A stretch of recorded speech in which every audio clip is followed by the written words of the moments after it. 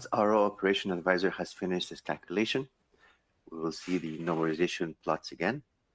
And as we scroll down, we look at the evaluation of the cleaning, or the cleaning effectiveness in this case. The cleaning effectiveness calculates how effectively a cleaning was able to return the parameter values to the reference conditions. 100% indicates exactly matching the reference conditions. Cleaning effectiveness less than 0 indicates that parameter was negatively impacted by the cleaning. Example, that the normalization pressure drop increased after the CIP. Cleaning effectiveness above 100 indicates that parameter was excessively impacted by the cleaning. For example, that the normalized pressure drop decreased below the reference value after the CIP. When the cleaning effectiveness values show an asterisk, it indicates that the system did not stabilize enough to calculate the cleaning effectiveness values. As we review the data and we are ready to move on to the next step, we click on Next to go to the section called Fouling and Scaling Type Identification. This step identifies the types of fouling or scaling experienced by the plant from the supplied data.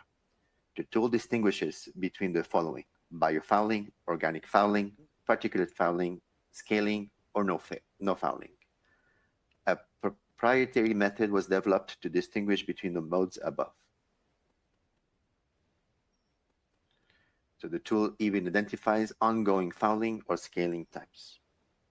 Now that the tool also identifies the type of fouling that is in progress on the screen, the user can save the table by clicking on Export as CSV text. The user can download the plots as image files by using the camera icon above each plot.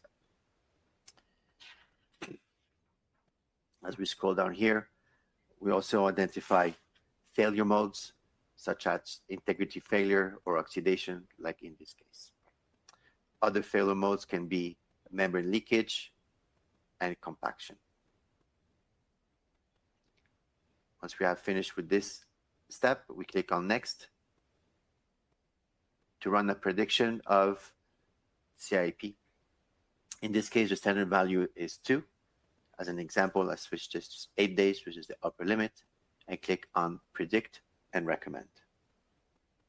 This step predicts upcoming CIPs based on historical trends and recommends a CIP schedule that minimizes overall cost. This is initiated by clicking or changing the date of the forecast window and predict